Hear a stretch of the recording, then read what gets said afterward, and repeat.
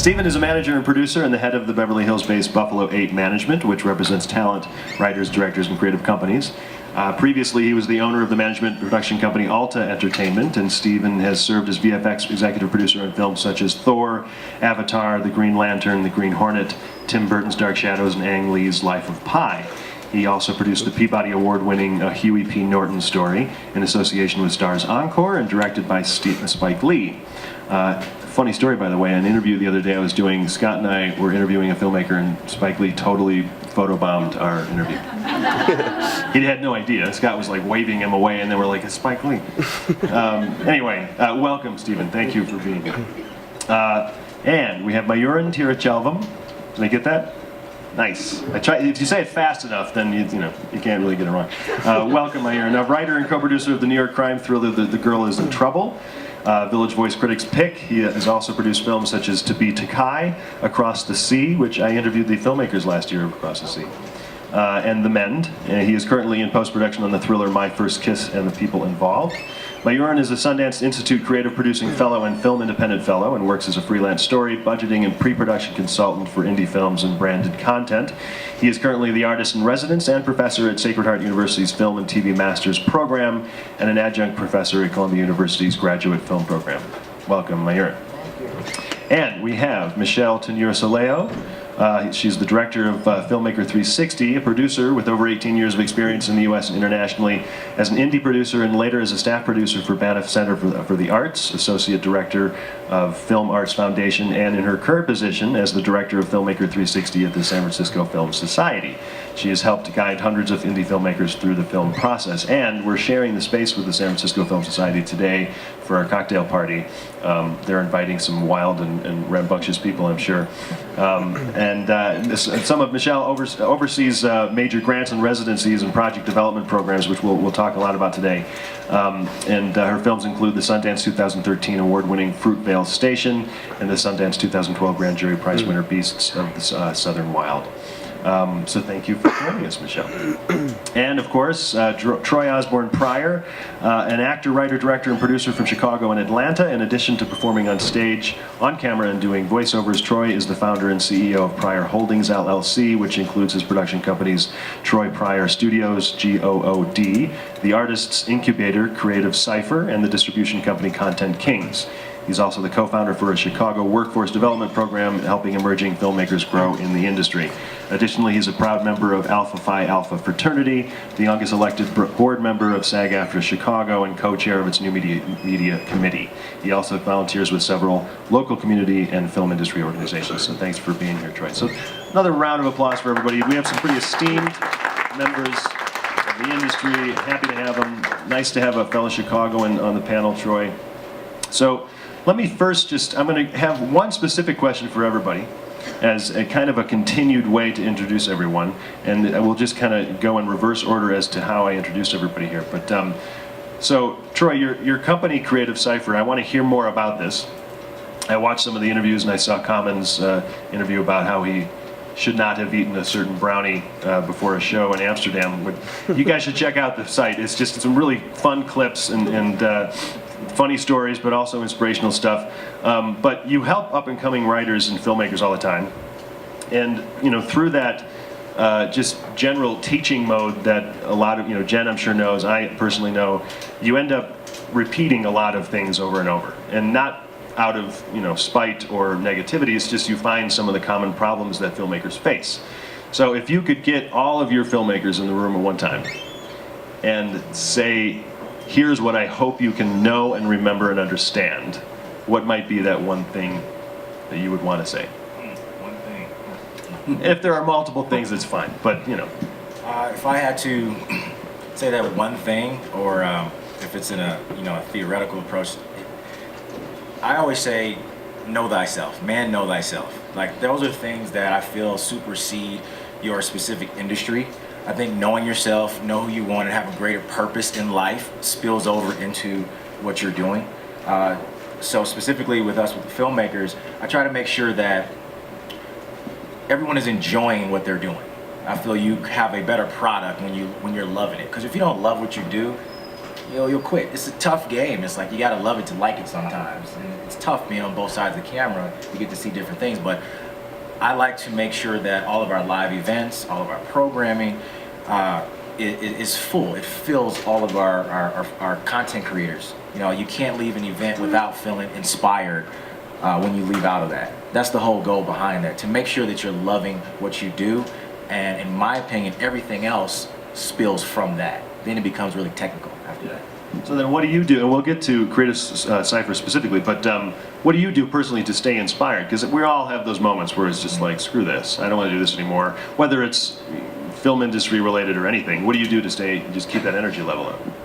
Well, I mean, I love it. You know, I love what I do. I played 2 sports in college, so I always had this drive about me. I came in the industry, and I was just super amped and motivated and driven, and then I wound up burning myself out, and I said I have to be smarter about this, and I have to take the energy that I was putting into chasing all of the things that I wanted and to building my own brand and my value.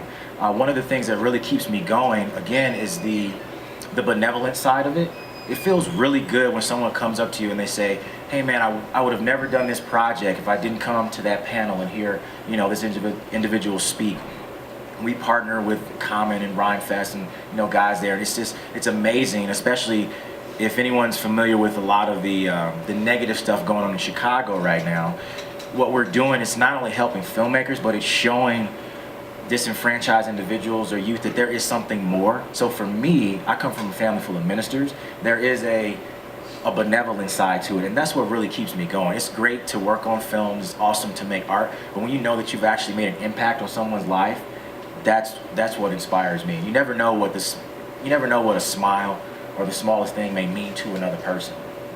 Yeah, I mean, it's important to note that, I mean, receiving encouragement from other people is great, but it feels just as good or sometimes better to give it back to someone. So, you know, it's the whole point of being a part of a community, whether it's through the ISA or some other writing group, is just giving back and supporting somebody else. So tell us a little more about Creative Cypher, what you do, and how you practically and specifically support the filmmakers. Okay, so I got elected to the Screen Actors Guild Board of Directors at 27, so I was the youngest elected board member and one of very few African Americans. So I would flip projects from non-union to union, memorize the contracts. So the first thing I would do is I would help an emerging artist that didn't necessarily understand the contracts, and I'd sit down with them and, you know, basically say, hey man, if you want to do this, this is how you got to go about doing it. If you want to get this actor on your project, this is the leverage that you need. You know, I'm a chess player, so it was like, how do I apply that to the industry? I was on set as a performer. I do mostly voiceover work as an actor, but I would be on set. I would talk to everyone from craft services to the directors, and my Rolodex started to grow. And so within my demographic of filmmakers, I had all the contacts. So I was just helping my friends. That's how it started. And it was benevolent. Then it grew into the actual organization, our 501c3. And what we do is we help filmmakers take their projects from development through distribution. We focus on millennial, diverse content creators, but we also work with younger demographics and older demographics as well. We have our development program. We take in the scripts and provide coverage. We help finance projects either through fiscal sponsorship, grants, or direct funding. And then we have a large network of writers, producers, directors, makeup artists, anything, you know, that you would have on set. So we essentially broker a lot of the deals. So I would get phone calls. If anybody ever watches Scandal, I felt like Olivia Pope, man. I would get phone calls and they're like, I need a red camera, you know, this weekend. Or do you know somebody that has a house with a backyard that looks like this and that? And again, it didn't start out as being an organization. So it was pure in nature. It was literally like, hey, the only way that we're gonna work is if we create our own opportunities and if we work together. It evolved into an organization, and now we're getting sponsorship, and now we were just in the Hollywood Reporter. So I'm grateful. This is my first time at Sundance, and I've been soaking it all up, but we've been able to, I just directed my first television project for TV1. We've been able to get some other projects off the road, you know, off the ground, I should say.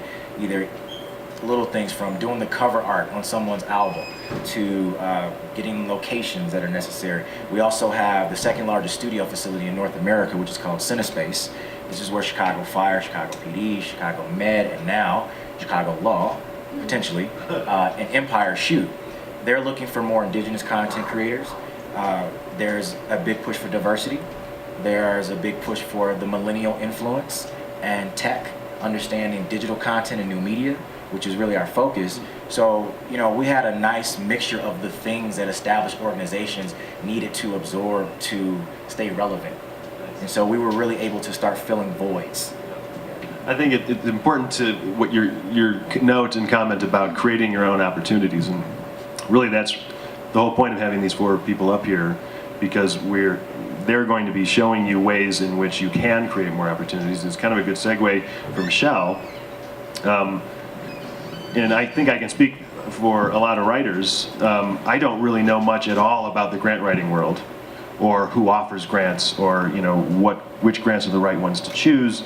And the grant world is kind of like a way to create your own opportunities by applying for these different available opportunities for money. But why don't you first just tell us a little bit about San Francisco Film Society, what you do exactly for them, and then we'll dive in a little bit into that grant writing world, because I'm sure there are people here that don't really know how that works. Sure. So San Francisco Film Society has been around for 59 years, and up until about 7 years ago, we were the oldest film festival in the Americas, actually.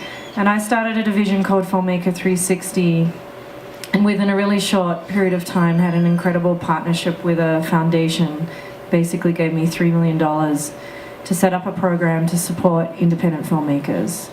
And in designing that program, I really wanted to not replicate what other people were doing, come up with sort of a unique mission that added to the many services that are available out there to filmmakers, like Sundance or IFP or Film Independent.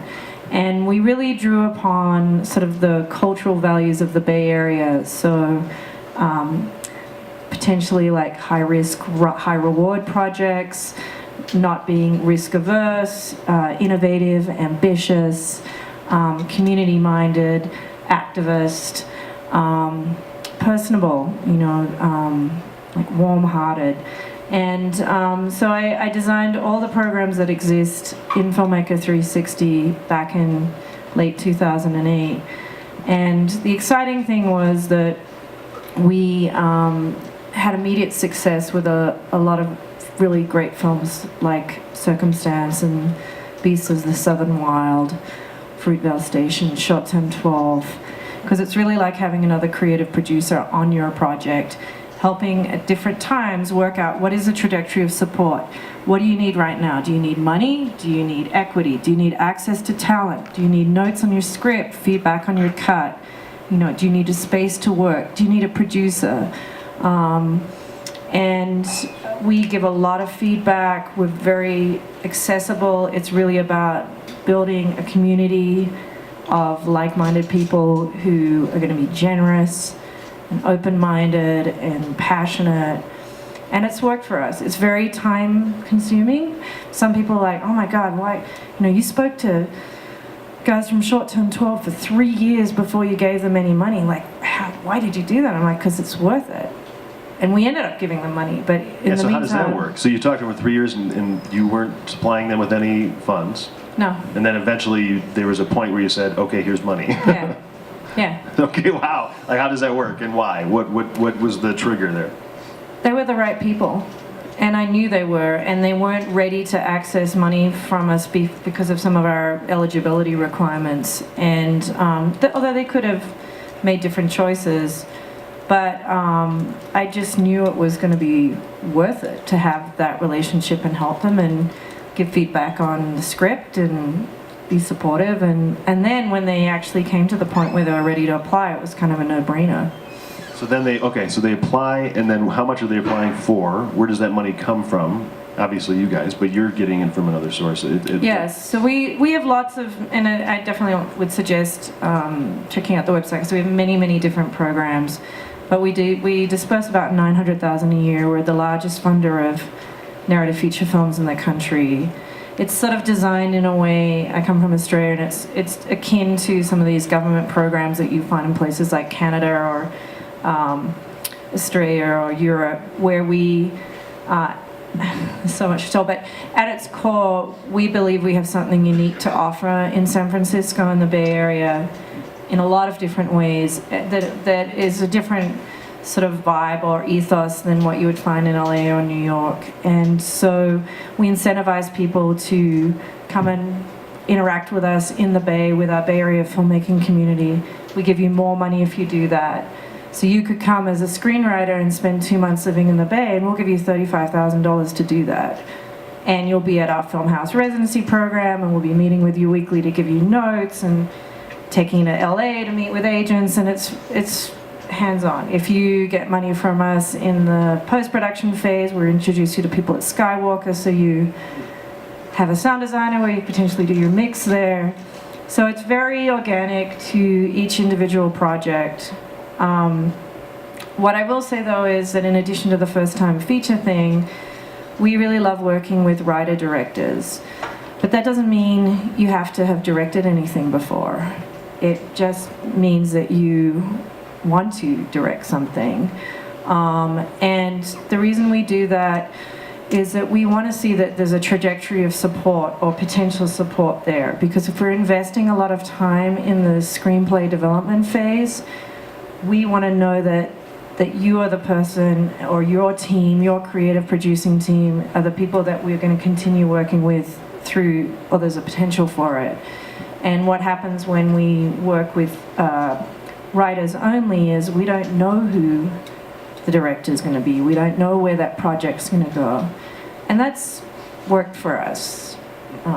So you could be a DP who's writing your first screenplay, and we'll convince you to direct it. You could be a documentary filmmaker who's writing your first screenplay. You could be a producer.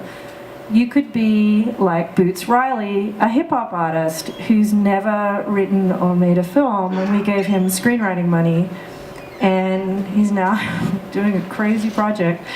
How long is this application process? Is it just, it's online and then there's an interview, and how is all this, how do you come to that final decision? Obviously there's a trust value there, because you know the person well before you're actually... Not always. Oh, okay. Yeah, it totally changes from person to person. How many applications do you get per year? Not that many, because most people don't read the...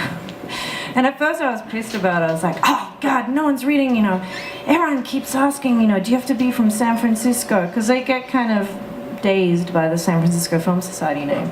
But if you do the research, Ben Zeitlin's not from San Francisco, Destin Cretton's not from San Francisco. All these filmmakers aren't from San Francisco, but somehow they managed to get money from us. So we only get 200 applications per grant round. How many grant rounds do you have? 2 a year, one in the spring, one in the fall. This is just for this one pot of money. We have multiple sources of money. And yeah, you definitely don't have to be from the Bay, but you do have to read the guidelines. I have a feeling you're going to get a lot more applications after these.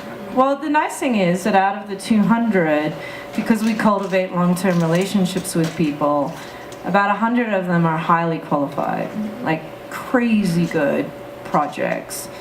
And then out of those 100, we have an unusual review process. I'd say getting it down to 50 is pretty hard. From 50 to 15, we have 15 finalists. It takes hours and hours and hours.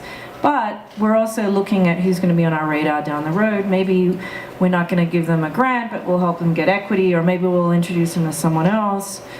And then the top 15, we just announced, that you should check it out on IndieWire. Our top 15, I think I've actually shot myself in the foot because they're so good. It's some of the best filmmakers. Like Barry Jenkins is in the mix with his project Moonlighting. Mohammed Diab, who's from Kairos, and he's in the mix. Mariam Keshavarz, who we've supported 4 times over 2 projects. So these are all features? Only do features. Only do features, you don't Only do shorts? Features, no shots. Okay. And, wow. We could probably keep going. I just don't want to leave Mayuran. We'll get back to this. It's important to know, though, that organizations like you exist, and a lot of filmmakers don't understand that there are organizations out there willing to give filmmakers money. There are, but in the US there's not many of them. There are many. Yeah, as you probably all know, there's a lot more money for documentaries and there's a lot more money for social issue documentaries. Right. I think the real challenge is being a fiction or a narrative filmmaker in the US and really seeing that, the way you're going to raise money is a combination of Kickstarter, equity, and small amount of grants, and that's kind of it. And so there's this real pressure to keep your budgets really low because, especially if you're a first-time feature filmmaker, Right.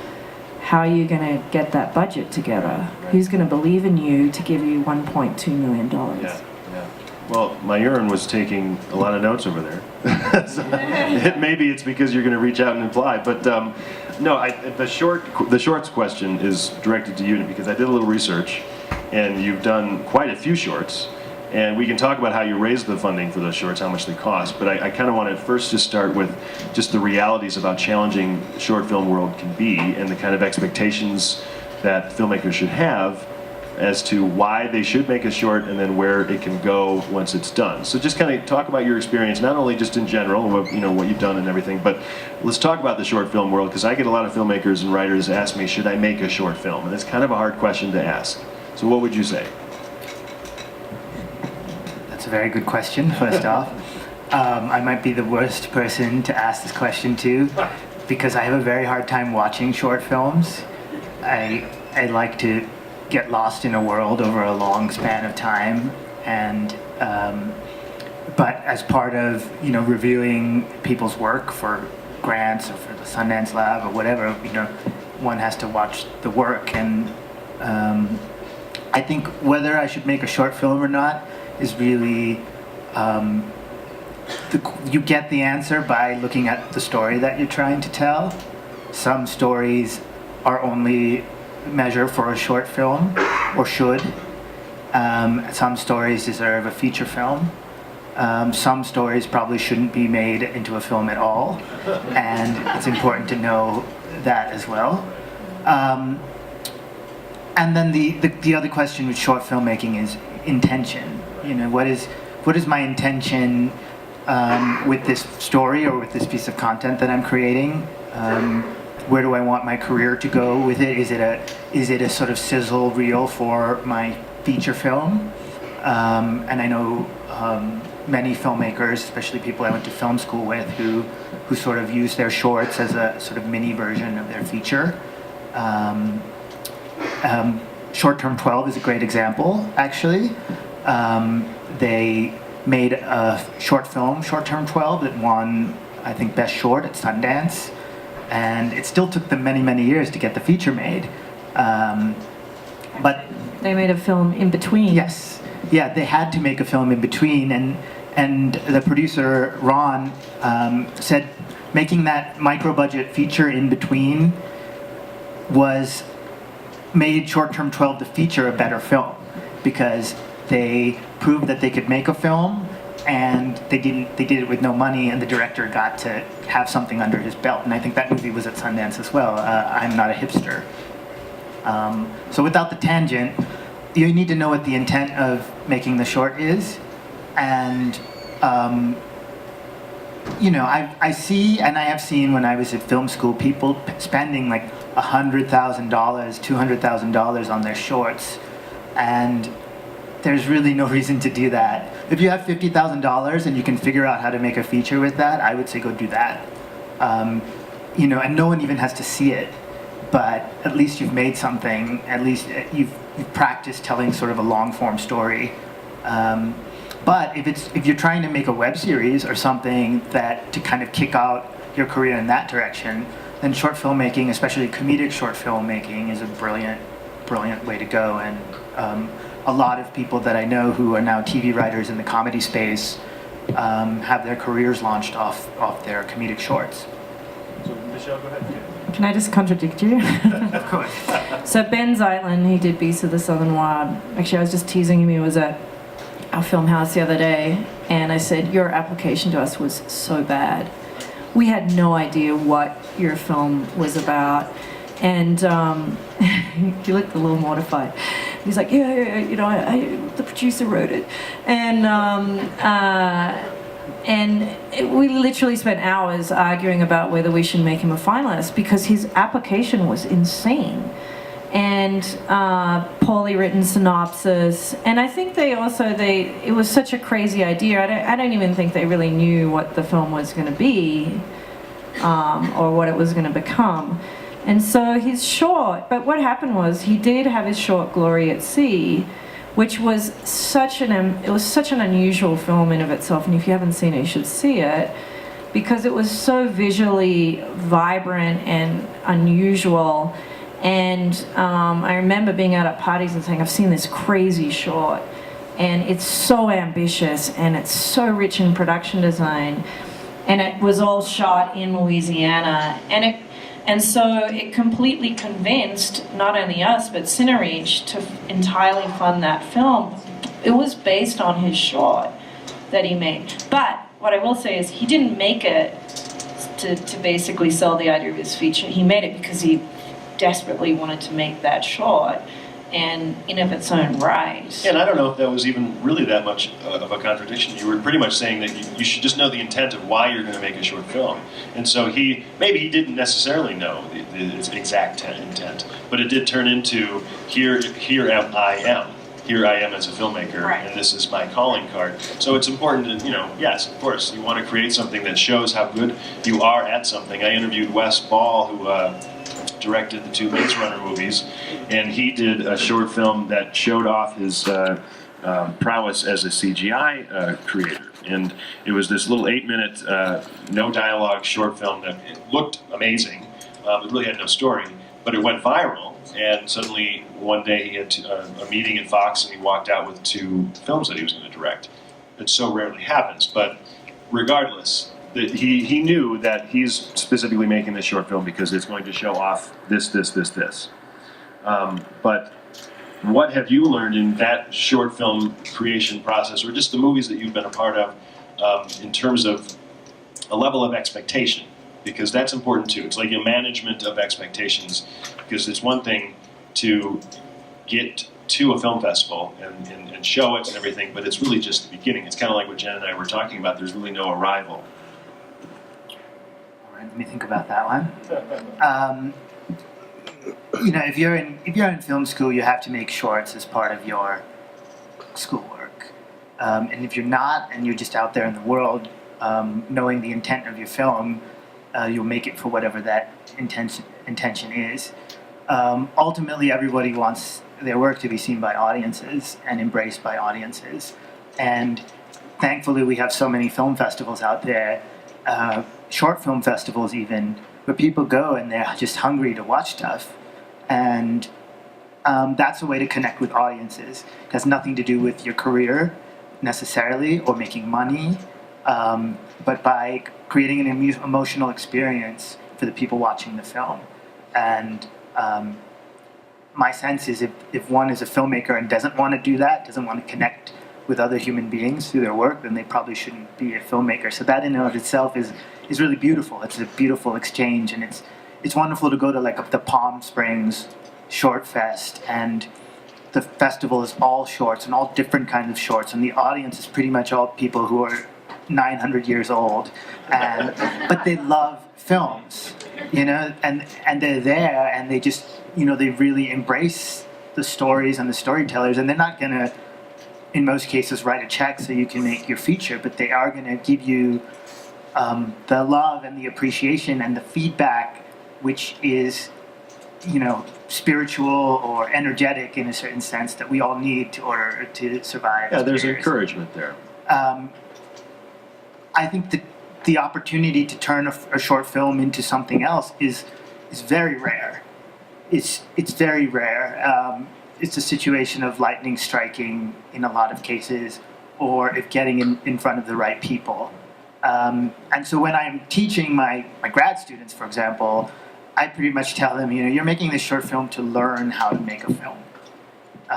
When it's their first, second, third, fourth short film, the process of being on set, the process of leading a crew, building a team, practicing proper self-care, learning not to be an asshole, All of these things are things that make you a better filmmaker and a more humane filmmaker.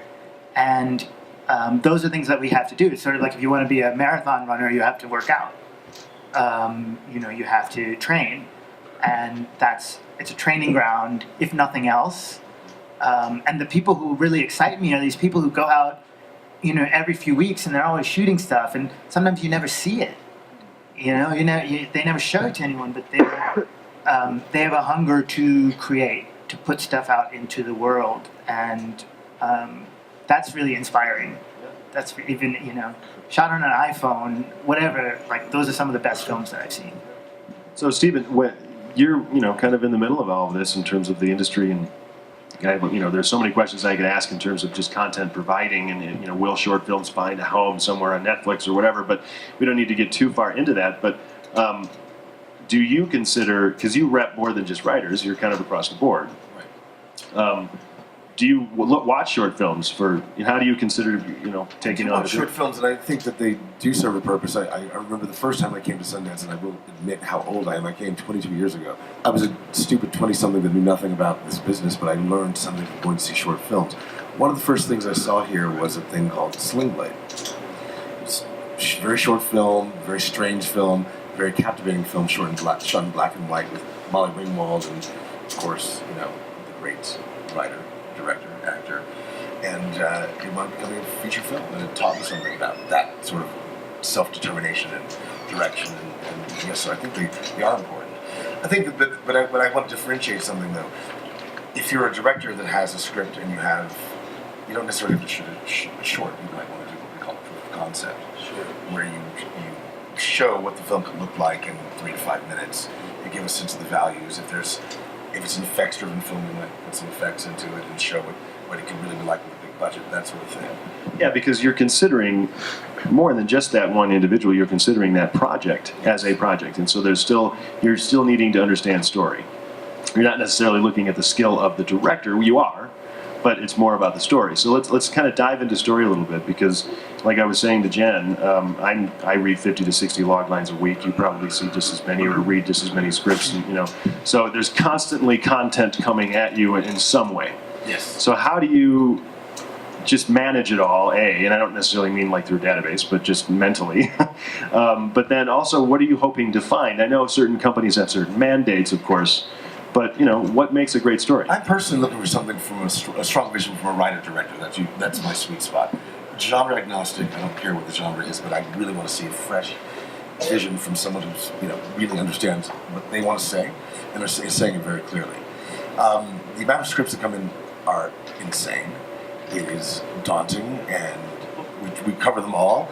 But one of the things that strikes me is that people send scripts out before they're ready, which is something I think people should really be patient about. I know that everybody wants to move to the next level, to have the film made, to be that successful person. But I think to be that successful person, you have to kind of know your audience. If you're going to send me something that isn't ready, that tells me something about who you are. And it doesn't mean that you're a bad person, it just means that you're not quite as mature as you need to be to actually succeed. And that's a big revelation. And you can see that also in log lines, because we can talk about first impressions a little bit, but because first impressions really are in this industry incredibly important, as cliche as it sounds. It's a cliche because it's true, but the log line really is that first impression. It's easy for an executive to read a log line. They can skim through 25 of them in 10 minutes and just go bam, bam, bam, bam, bam, and maybe one of them will go stand out. So it's important for that log line to show that you know how to write a screenplay. And I know that sounds ironic, because it's not a script that you're reading. Can you tell by reading a log line? The log line is important. I mean, it sounds ridiculous, really, to think that something that distilled can be that important. But really, you should be able to have such a grasp on your own idea that you can articulate it that simply. And that's what it really speaks to, that you know it inside and out. Because if you see a great film, you can probably tell me what it's about like that. And that's what I mean that for any writer here, you've got to be able to do the same thing with your own material. So tell us, go ahead. I mean, the only thing I'd add in is that I think it's about knowing your audience, because there are some people who are going to want to be part of the creative development of the project in a way that isn't about getting, like, it could be much earlier on. It could just be a seed of an idea, and they will want to, because you have a special relationship with them or a connection with them, to be part of taking it from that seed of an idea. So it's a much earlier phase, and then other people or other companies are going to be wanting to see something that's much further along. So it's really about understanding what are how does that person work, what's important to them, what are they looking for, what phase should you be in. And so I often will talk to people because of my particular approach, and because we're a non-profit, that we do want to see things quite early on, that if we were a production company we probably wouldn't. Exactly. We are not for profit. And that's the exact. You nailed the difference, and that's it. But it's not to say that I wouldn't nurture a writer if I know someone, or if I see the seed of an idea that's really amazing, and I understand that they need my assistance. I'm not unwilling to offer it. It's just that I can't base my entire business on that model. Yeah. Then Troy, are there ever instances that are you guys just like open arms in terms of taking everybody in, or is there a level of yes or no with you? With Creative That's Cypher? a perfect segue, because when we started, there wasn't. So it was just an influx of ideas, storyboards, treatments, short films, and you're reading through all this stuff. And originally, it was just like 2 or 3 of us just trying to help each other out. And our content got sharper, and more people wanted to work with us, so we needed to grow our team. So now we have an exec board. We brought on a gentleman by the name of Craig Harris. He's won several Emmys, but he's also the voice of Jax from Mortal Kombat. So, it's something cool to say when you're in a room full of, emerging artists, because it's a little cachet. But he came on and said, dude, you can't accept all of these projects. You have to have some type of vetting process. So he came in and formulated our development program. So when scripts come through creatorcypher.org, they can go to the site, go to the request for coverage, and there are mandates that they have to. You can't just send anything in, but it does get vetted at this point now. Your indemnification, all those different things that you need to have in place so you're protected. Before they go out to our coverage team, which provide notes, and then we set up table reads moving forward before it even goes into production.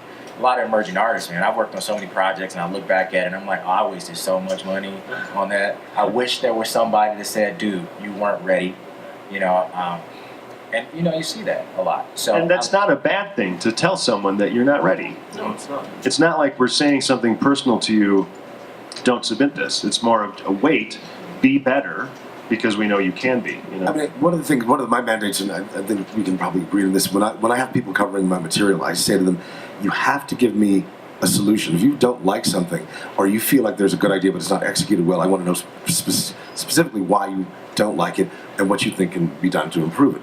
I don't want to take anybody's work and their time that they took out of their lives for granted, because that's time they don't get back. I respect every second they put into it, and I want to give them that kind of respect back. So even if it's not for me, they've gotten something out of our response that they can work with. I mean, I often tell people, whether it's when you're sending out your screenplay or even trying to get cast, like, get to a no as quickly as you can. I mean, obviously, ideally you get to a yes, but a no is better than a maybe, because it can just go on and on and on. So we actually tell people no, like, and here's why it's a no, but it's much better to just say, it's a no for this project, and here's why. Don't want to waste your time, and come back to something else. And it's important, and Mayuran, you can respond to this, but it's important to have teachers tell you no first. I consult a lot of writers, and she was going to get ready for a meeting with a pretty big producer, and she sent me something, and I said, you would rather hear this from me than him. And she was like, you're right, and so she went and changed it. So when you're working with your students, what are some, and you can comment on what we were saying, but you're talking to young, budding screenwriters and filmmakers, et cetera, all the time. What are some common elements that you find yourself telling your students? Well, one of the things that conversation sort of inspired in me is that my mentor, a filmmaker named Richard Brick, he always used to say no is the second best answer. And as a filmmaker, you're going to be told no all the time. And part of practicing proper self-care is to learn how to deal with rejection in a way that, makes you grow and move forward. And I've seen so many filmmakers, they take it personally and they're like, you know, F that person, I never want to talk to them again, you know. They didn't give me a grant, they didn't let me into the Sundance lab, I hate them. And one that's sort of, it's not taking responsibility for your own journey as an artist. You know, because sometimes whatever that place was wasn't the home, right? Or as Michele is saying, it wasn't the home at that moment. And the door is always open if you take that no as an opportunity, you know, whether it's not just, you know, and it's not even no or yes, sometimes it's just an opportunity to have a relationship and know someone, because we are building a community in a lot of ways. So I help you know, when I'm working with filmmakers who are just getting started, a lot of it is about how do you take care of yourself in this insane World of rejection. world, yes. And you know, some of them, like I grew up in the UK in the 80s, and in Pennsylvania in sort of a very white racist town. So rejection is something I knew from a very young age, and I learned it and I understand it, but not everyone has had that experience, you know. And perhaps a lot of people are enabled and told that they're great their entire lives, and then they come to realize, well, they're not great, and even the best films are not masterpieces. There's always something that could be better. Think of how many times George Lucas has tried to remake Star Wars or re-edit it, you know? Well, Steve, did you have a comment? I wanted to kind of piggyback on what you were saying, because I agree with everything you're saying. I think one of the things that writers have to remember is that producers also face rejection. And what they want to do is mitigate that kind of an experience so they can actually get a film made, which means that when they go out to a potential investor, this thing's got to be the greatest thing ever to convince that guy to give you millions of dollars. It has to make sense. So that's what they're trying to protect you from. If we burn out your reputation, we burn out our own reputation, it sort of ends the entire journey. Yeah, there's a supply chain. It needs to go up. It needs to go up. And we're in the bottom. It has to all be put into context. When somebody's telling you no, there are reasons. And I think you're right. We don't, I'm good about giving reasons, but a lot of people aren't, and it can be very painful, but there usually is a reason why. Go ahead, Michele. I mean, just to give a slightly positive spin on it, on rejection, is that I think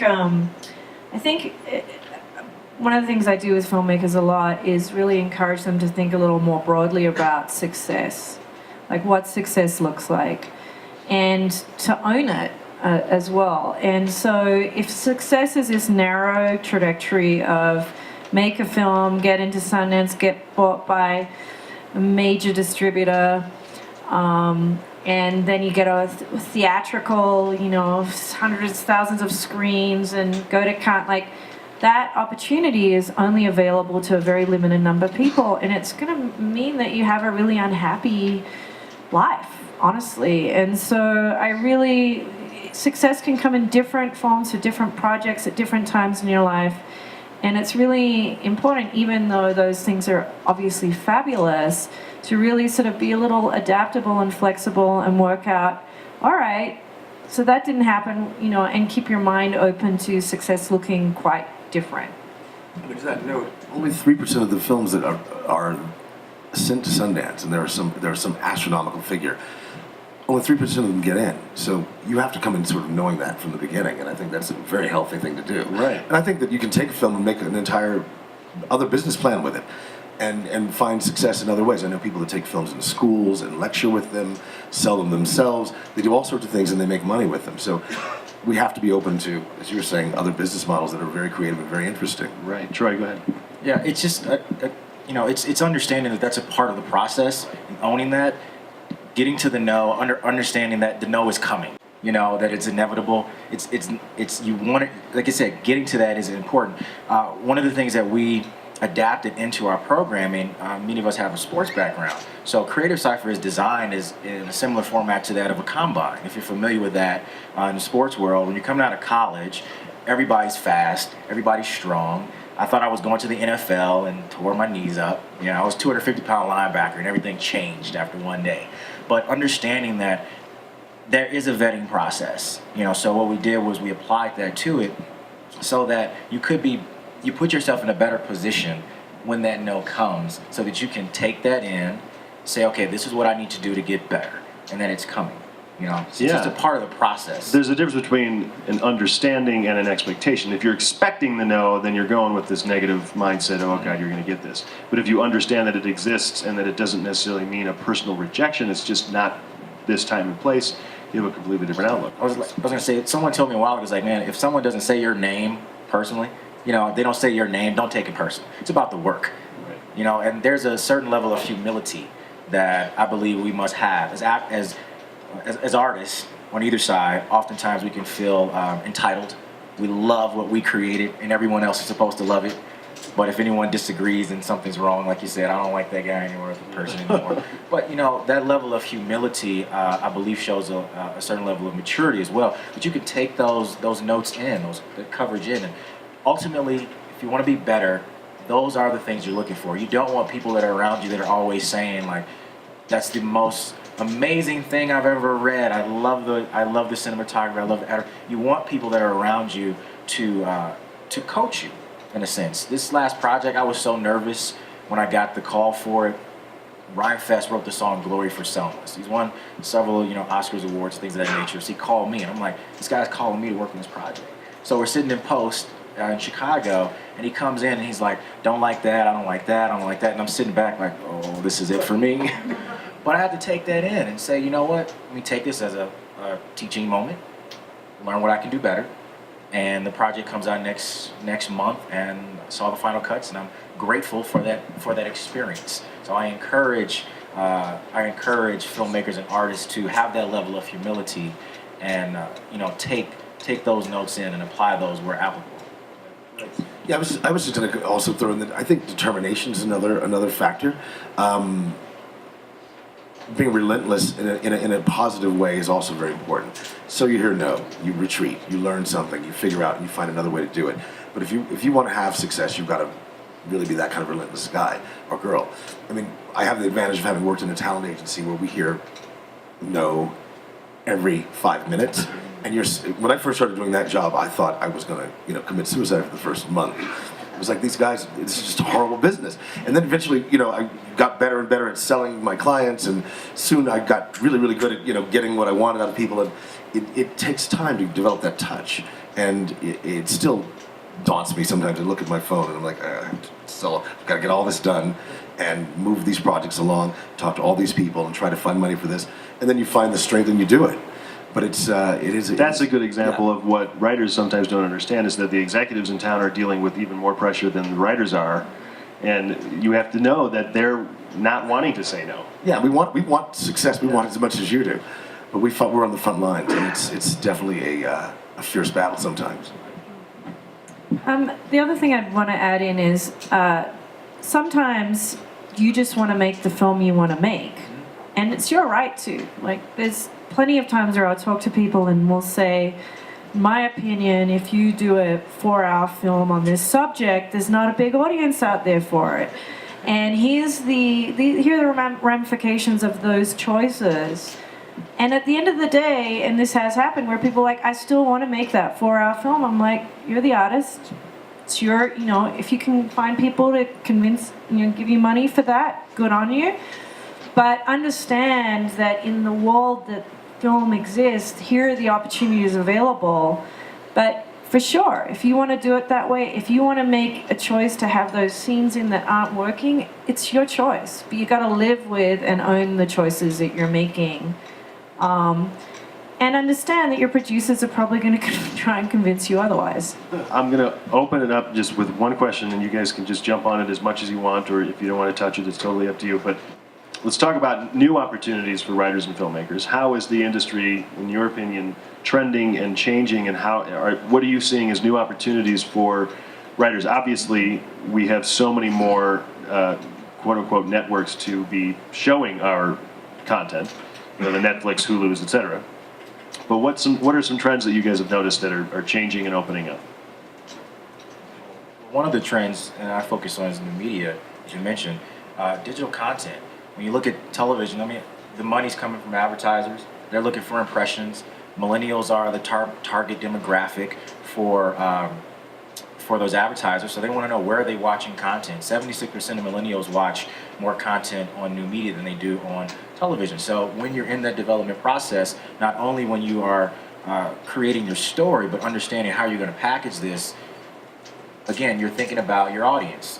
Where are you trying to sell? Where's your demo? How many individuals are going to watch this? And where is it trending? And new media is really democratizing the industry in a sense. You know, especially a guy from Chicago, the question was always, dude, are you serious you're in this industry? When are you moving?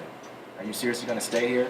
And what's happening is that individuals are creating things that they would have formally submitted to networks, and they're distributing them on their own and monetizing that content. The highest grossing YouTube earner, PewDiePie, commentates himself playing video games. He makes $12.4 million a year. And a lot of people are like, what? But think about it. The gaming community is huge. So all those individuals that are playing RPG games, that are, you know, their parents are buying the games, that's a huge, huge industry. And he found his niche. He found his market, and he took advantage of it. And he's number one, but there's several individuals that make an astronomical amount of money on doing what they love. And I think the dude started with his laptop camera. You know, Michele, last time I was in New York, I started seeing these billboards of YouTube celebrities. I didn't know who it was. She did makeup tutorials. Next thing you know, she had a large following. Our show got sponsored, and the same dollars that would have trickled down to the talent, which we get paid last, she has a bigger cut now. So those are some trends. Scott and I are friends with Nice Peter on YouTube, and they do epic rap battles of history. I don't know if you've heard of epic rap battles. And Pete came out of his bedroom one day and asked Scott, what do you think of so-and-so rapping against so-and-so? I'm totally paraphrasing the story. And Scott was like, what are you talking about? And then Pete just went back into the room, and that was basically the birth of now what I think they have like 1 billion subscribers or some ridiculous number, all because he was just jerking around, you know? That freedom is so extraordinary. It didn't exist, you know, a mere 10 years ago. I mean, what was the Golden Globe winner last 2 weeks ago was The Crazy Ex-Girlfriend. It was a show that started off online. And that frees up everybody to do what they want, to some degree. At least some element of what you might want to do. Your voice can be heard. Go ahead, Troy. Jump in real quick. There is the gift and the curse of that is the fact that anyone can make anything. Right. There's so much more garbage that you have to kind of filter through. It's like the self-publishing book world, really. It goes back to, are you ready? Yeah. What are you trying to say? Right, are you ready? Yeah. I think on the more traditional media side, which is in the film and television world, we are now in the midst of a major, awesomely major conversation about representation and the underrepresentation of women, people of color, and other types of folks in who has the power to make decisions and who is the storytellers, you know? And Hollywood is finally sort of getting hip to this, but the mechanisms for getting access to that are still very limited. You know, every television network has sort of their diversity labs. HBO did a writers' diversity fellowship thing last year, and there were so many submissions on the first day, it crashed the IMDb site. A friend of mine calls all of these programs the People of Color Hunger Games because we're all fighting over like 10 spots. And so the mechanism isn't quite there yet, you know, because and so you have to fight a lot harder if you come from one of those groups to really stand out. And at present, maybe there's nothing that we can do about it, but it just means create the best work that you can. The best story you can. And try and be part of the conversation. You know, I think many of us have worked with or, you know, have been photobombed by Spike Lee. But he has done so much for the conversation about representation in the past 2 weeks and over the past 30 years. And in a lot of ways, the fact that he came first and foremost in that conversation, for, you know, regardless of what you think about what he says, made him a relevant figure in the world of filmmaking, in the world of popular culture. And any filmmaker can, using social media or whatever, can be that person or have that voice, even if you're not famous yet. And whether it's Issa Rae or other filmmakers, you can really change the conversation and be part of the conversation and be part of the solution, rather than feeling depressed about the lack of access that we have. Right. All right, well, yeah, we have about 25 minutes. So anything else you guys want to add? Anything at all? Any encouragement you want to give writers? Anybody who's new and starting out, or even someone who's been doing this for a long time, haven't quite hit it? Any kind of just piece of advice? Go ahead, Michele. A lot of the films that we support have a social issue element to them. It doesn't mean that they're only dramas, there's sci-fi and comedies and other things as well, but I would, a little bit of advice, I'd encourage you to, well, let me back up and say, some of the films I'm really excited about us supporting were films that kind of came out ahead of an issue being out in the mainstream. And so they either personally or through the research that they did, they were making the film before the general society and the film-going audiences were even really thinking about those issues.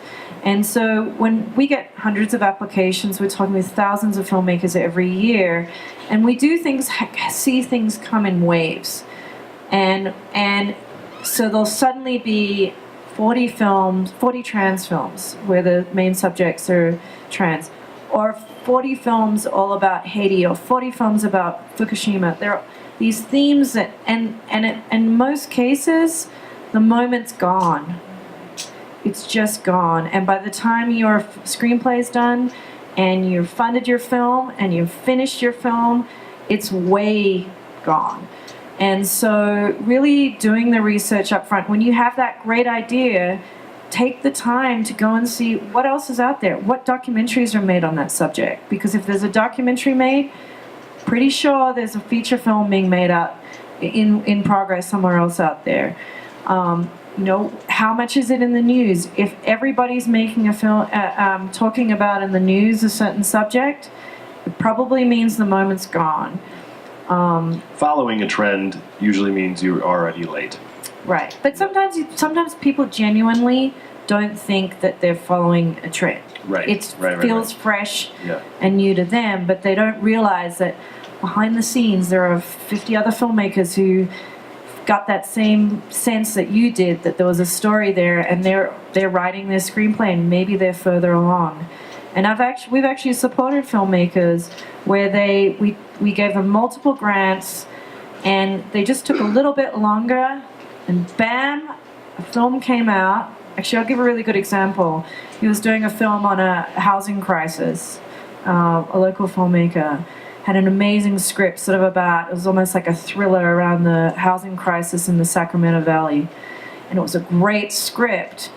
And then he just heard that 99 Homes was happening. And he was very smart, actually. I'm really proud of him. And we had long discussions about it. After years of working on this screenplay, it's like, I'm putting it to the side. I'm not, the moment's passed, but I've got this other idea set in the Sacramento Delta. And I'm not going to tell you what it is, but but it's really good, and it is ahead of the curve. So sometimes, and that's a really hard thing to do. And we put $35,000 in it. He was worried that we were going to be pissed that he was, and we're like, no, 100% support you.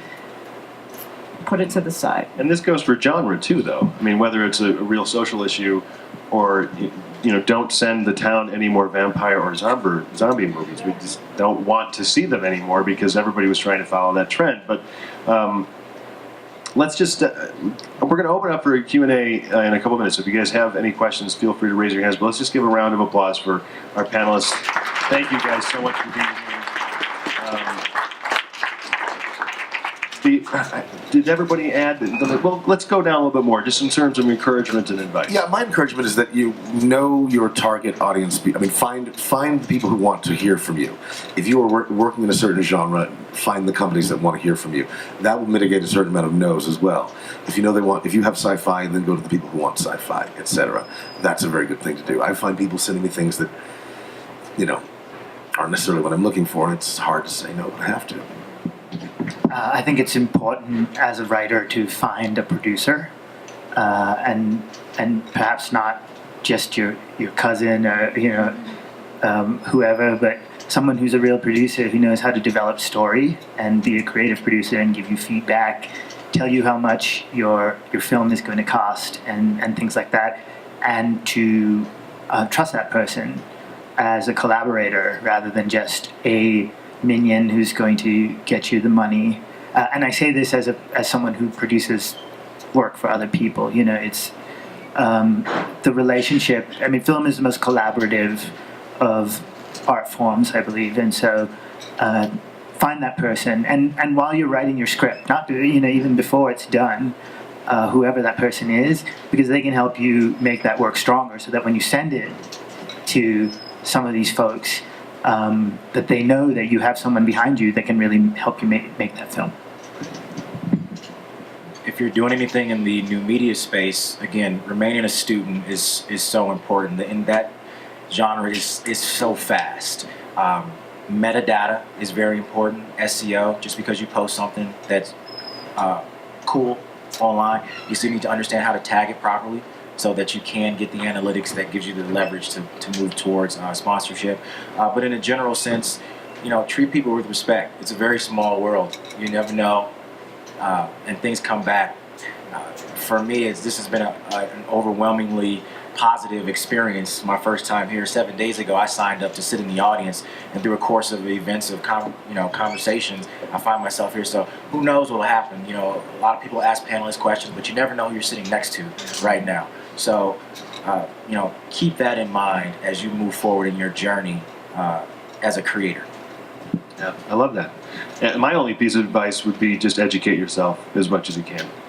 Just like you're saying, just constantly learn, hire consultants, work with people, a producer that they already know what they're doing, they've already done something, and just kind of attach yourself to people who are already experts. All right, let's just open it up to questions. Who has a question? Yeah. Just go down the line and talk about the kinds of projects that you're really interested in when they cross your desk.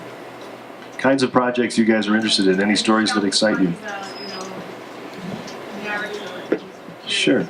Yeah, we'll start with Michele, and we'll just go down. Yeah, I mean, as I said, ambitious projects. We supported the ones I mentioned, but recently we supported a film called Mediterranean by Jonas Carpignano, all set in Libya and off the coast of Italy, about two guys from Burkina Faso who go over to work in the orange orchards. Crazy, water sequences, and I got to know him 5-6 years ago.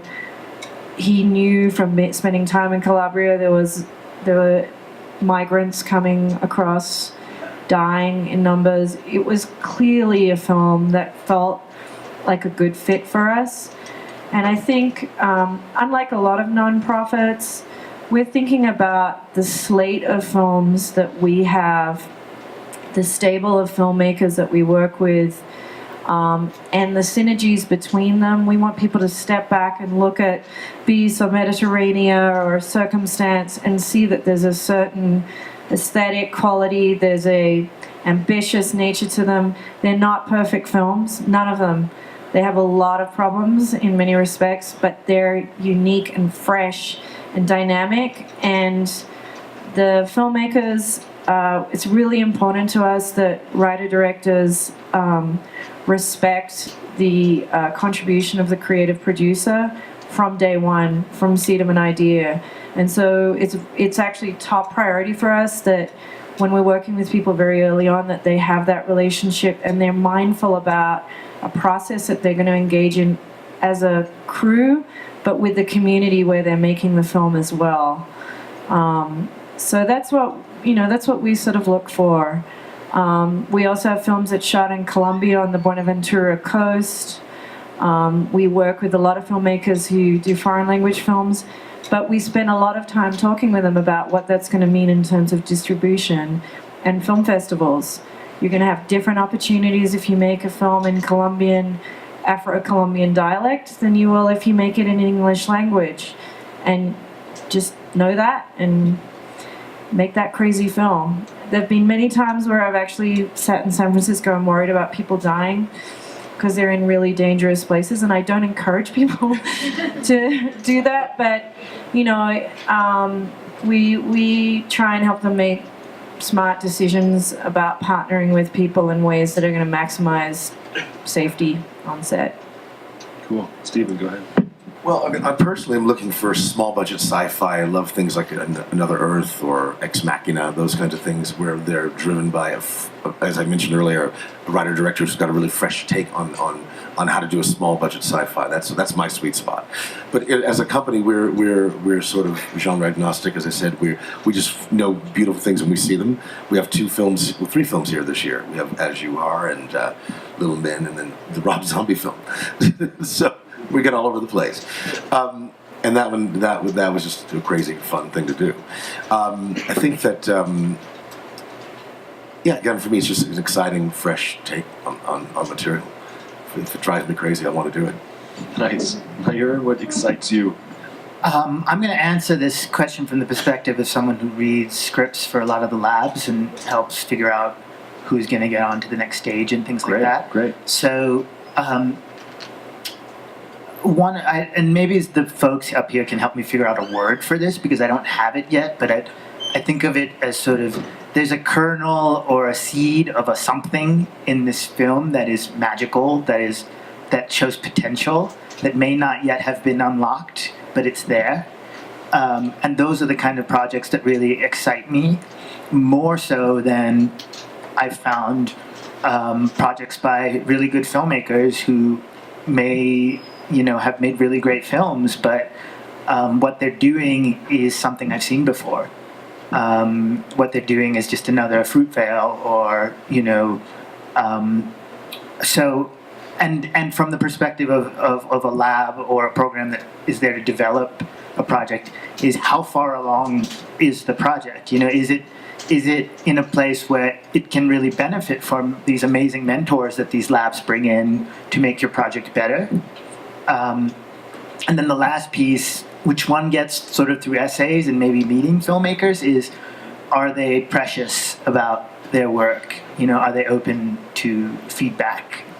Because if you're like, Gollum from the Lord of the Rings, people are going to find out at some point. The community is smaller than you think, especially in the independent world. And so it's important to think every time you send it out into the world, it's sort of like letting go. It's out of your control. It's still your heart, but it's something that other people's imprint is going to get onto, and maybe in that is where that spark becomes something beautiful. Yeah, cool. Go ahead, Troy. I like to laugh. I'm a Second City guy, so I like comedy. I like short form stuff for digital project we worked on called BSP, Bike Share Patrol. Got purchased by a company called Divvy. It's a bike sharing. I think they're in several cities, like the bike sharing deals in several cities. So my COO actually is a stand-up at Zanies, and they had this cool concept. They got tired of people riding down the wrong way on the street, and they said, like, well, I wish there were some cops that could take care of this. So we supported that project, and Divvy purchased that. So like short-form content, comedy, branded content, things of that nature. I'm also a big hip-hop guy. Years ago, hip-hop artists would not have put themselves in the realm for advertising or sponsorship. Like, you wouldn't have seen a Tupac on a Sprite can, anything like that. But you may see a Drake. The industry's just changed. So understanding that hip-hop has had, not just rap, but hip-hop, the culture, has had a global impact. When you're thinking about content, sponsorships, things of that nature, who's your demographic, incorporating things like that open up the doors to a lot of opportunity and possibility. So I look for funny stuff, and I'm a hip hop guy, so I look for music content as well. Nice. Another question, yeah. Given the diversity there is in the ratio of female directors and male directors, are you doing anything to kind of change the view to get more female directors up and? Are we doing anything to get female directors more notoriety status? Yeah, sure.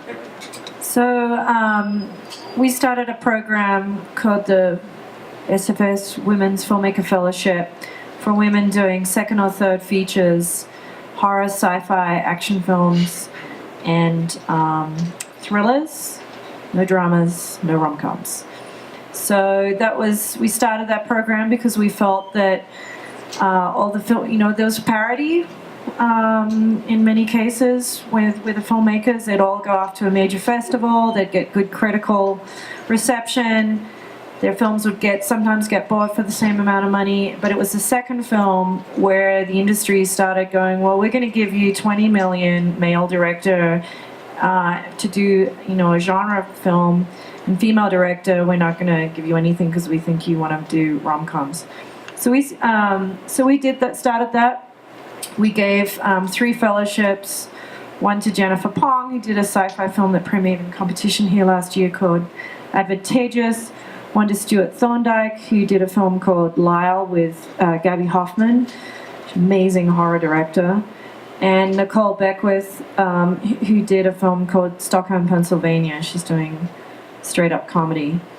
And, we're hoping that that's a starting point for things that we're going to do. My philosophy is I want to help women filmmakers, in particular, with women filmmakers, create the best screenplays and be competitive when they're sending it out there. And so I'm sort of looking at the front loading it and really putting a lot of heft behind that, and then involving people in the industry who aren't used to considering the kind of filmmakers we work with, providing opportunities for them to participate in a process where the decision-making process is completely different than what they're used to. So we invite executives from major agencies and production companies to come and be on our grant review processes. And I cannot tell you how many times there's literally been tears of joy around the table that they get to decide that Ryan Coogler is going to get money to make his first feature, or it's just and they change as a result of the process. It changes. It doesn't mean that they don't have to think about the money when they're making their decisions or the viability, but it does open their mind. So for me, it's really about exposing people in the industry to a different way of thinking. To top on what you're saying, I mean, I've been obviously a person of color in this business for a while, and it is challenging in some ways because people think that I'm going to have some strange Martian point of view that I'm not. It's like, look, I'm another human being. It's okay. Part of the problem is that the industry in power situations is largely a boys' club.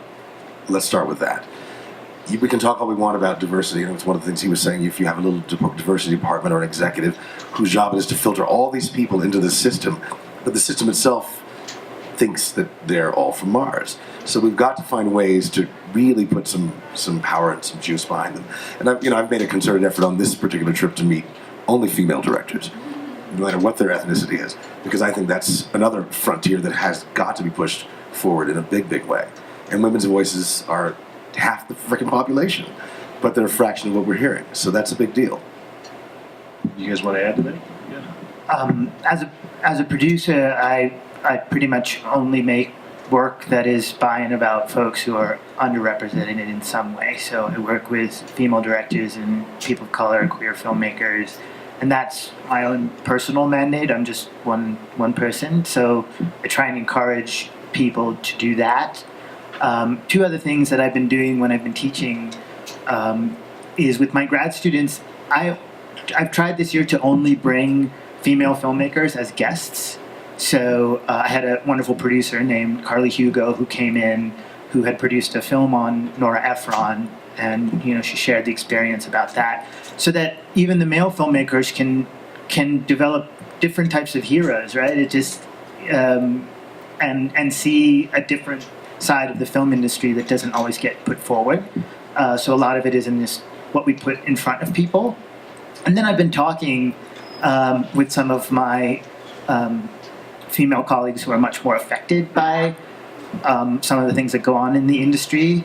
For example, I think almost every female filmmaker that I know has had a meeting with a male executive who is treating it like it's a date.